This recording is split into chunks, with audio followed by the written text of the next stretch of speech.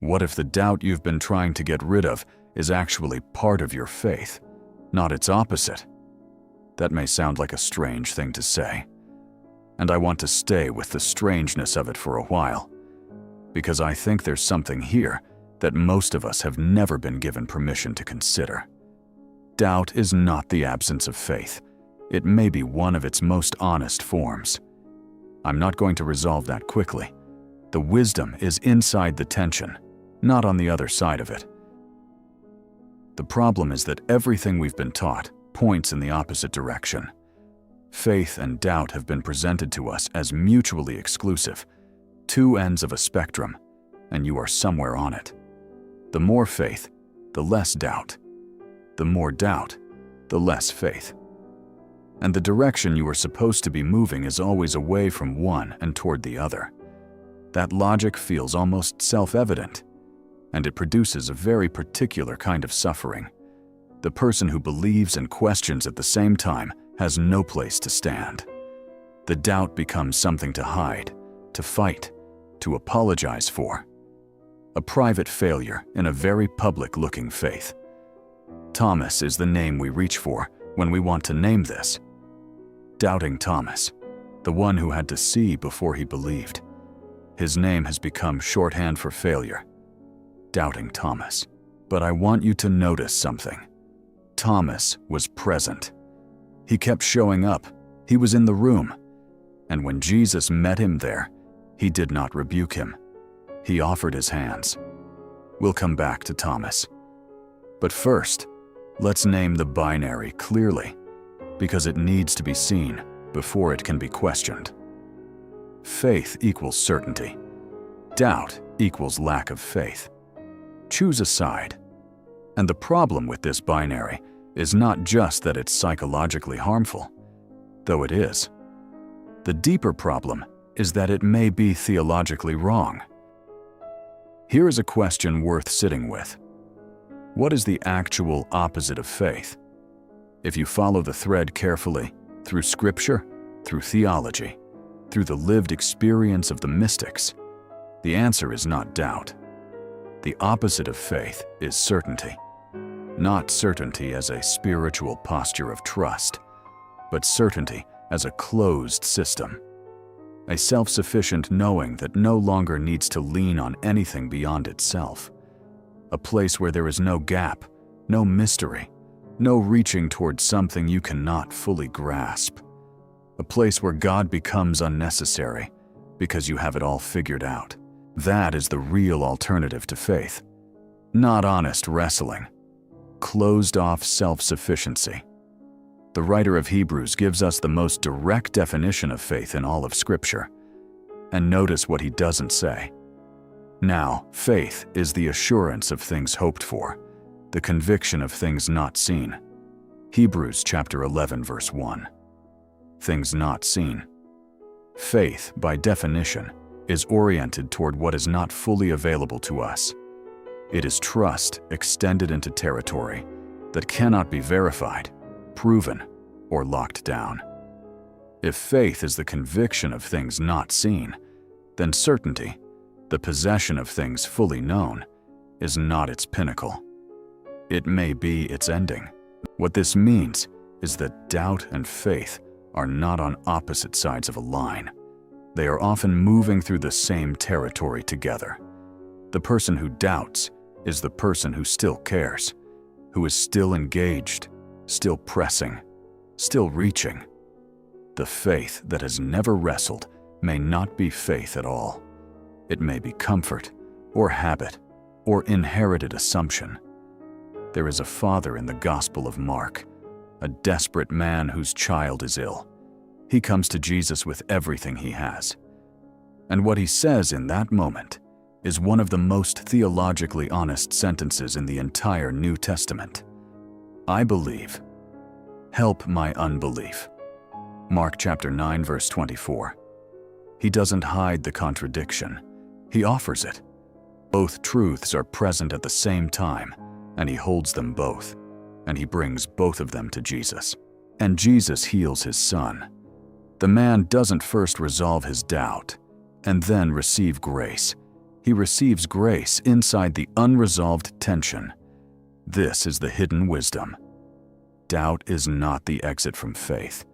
It can be the doorway into a deeper kind of faith, one that has given up pretending, one that has stopped performing, one that is honest enough to say, I don't have this fully, and I'm still here, still reaching, still asking. That is faith. That is the real thing. The contemplative tradition, the stream of Christianity that runs through the Desert Fathers, through the medieval mystics, through centuries of souls who took this interior life seriously, never had any illusions about certainty. They knew that the journey toward God passes through territory that feels like absence, that the deepening of prayer often produces at first a sense of dryness rather than consolation, that the soul that has encountered the living God is not necessarily the soul that walks around in continuous brightness.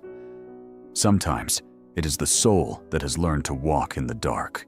The Desert Fathers spoke of a condition they called acedia, a kind of spiritual listlessness, a midday demon, a gray sense of meaninglessness that descended on even the most committed. They didn't frame it as a sign of failure. They framed it as a place of testing, a crucible in which something deeper was being formed. Abba Anthony, the great father of desert monasticism, is said to have faced his most terrifying inner battles, not at the beginning of his journey, but in its depths. The darkness he encountered was not the sign of God's departure. It was, paradoxically, the sign of God's seriousness. John of the Cross, the 16th century Spanish mystic who gave us the phrase we still use today, wrote with extraordinary precision about what happens when consolation is withdrawn and the soul is left in what he called the dark night. He was careful to distinguish two kinds of darkness. There is the dark night of the senses, a stripping away of dependence on spiritual feeling, on the emotional satisfactions of devotion. And then there is something deeper, the dark night of the spirit, where even the intellectual certainties begin to loosen, where God seems absent not just emotionally, but in every way that can be grasped. And what John of the Cross says about this is startling. This is not a movement away from God.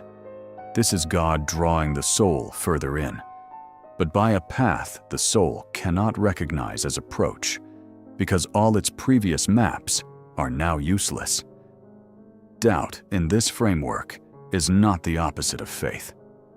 Doubt is faith being reformed at a level deeper than before. The certainties that are falling apart were always too small. What's being made in their place is something that can hold the darkness without being destroyed by it. Julian of Norwich, the English mystic of the 14th century, who wrote in the aftermath of devastating illness, knew this paradox from the inside. She had visions of the suffering of Christ, and she also had long seasons of wondering what any of it meant. She sat with the contradiction. She didn't resolve it. And eventually, she received what she called a spiritual beholding, a seeing that came not despite the uncertainty, but through it. What she wrote has sustained people in crisis for 6 centuries. All shall be well, and all shall be well, and all manner of things shall be well. These are not the words of someone who had certainty from the start. These are the words of someone who had wrestled and waited and been honest about the wrestling, and had come in time to a place of rest that was not the same thing as easy resolution. And then there is Thomas, who we started with and who we must return to. Thomas, who said he would not believe unless he saw the wounds. Thomas, who kept showing up. Thomas, who when Jesus appeared to him, fell to his knees and said, "My Lord and my God." John chapter 20, verse 28. No disciple in all of Scripture gives Jesus a more complete confession than this, and it comes from the one we call the doubter. The tradition always knew. Doubt is not the outer darkness. it is often the corridor. The contemplative tradition did not need psychology to arrive at its insights. But it is interesting, and I think significant, that depth psychology arrived at a parallel understanding by a completely different route. The Jungian concept of the transcendent function describes something the psyche does naturally under certain conditions. When two opposing forces are held in tension, neither suppressed, neither allowed to simply win, something new can emerge that could not have been arrived at by either side alone. Not a compromise between them, not a splitting of the difference. A third thing, something genuinely new. This is not about faith specifically. Depth psychology describes a universal psychological process, but the parallel to what the mystics described is striking. When faith and doubt are held together, without forcing a premature resolution, something deeper can grow that neither pure certainty nor pure skepticism could have produced. Jung also observed what he called enantiodromia, the tendency of things, pushed to an extreme, to turn into their opposite. A faith maintained entirely through the suppression of doubt does not produce deep roots.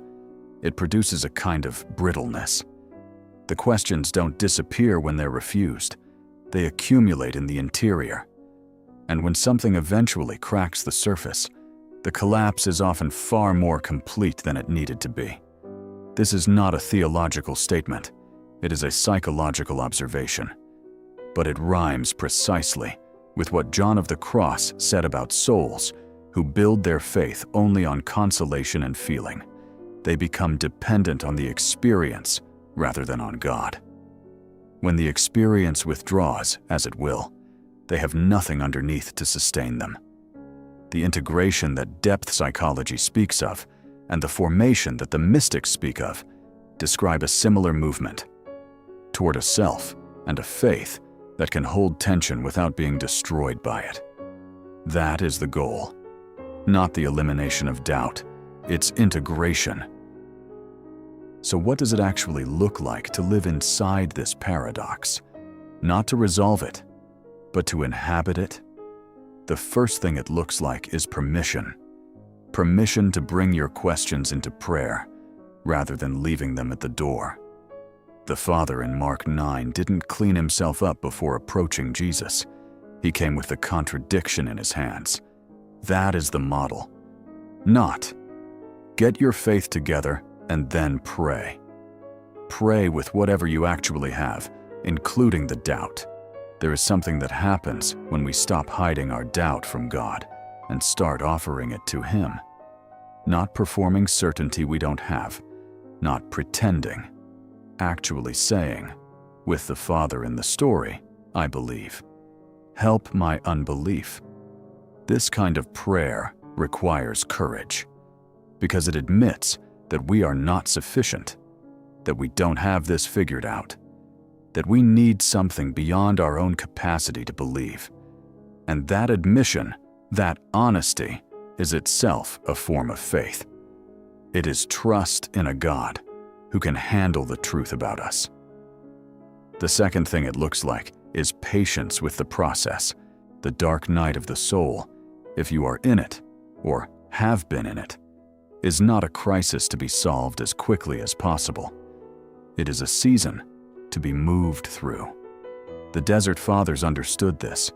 They didn't treat spiritual dryness as an emergency requiring immediate resolution. They treated it as a teacher. They sat with it. They kept their practices.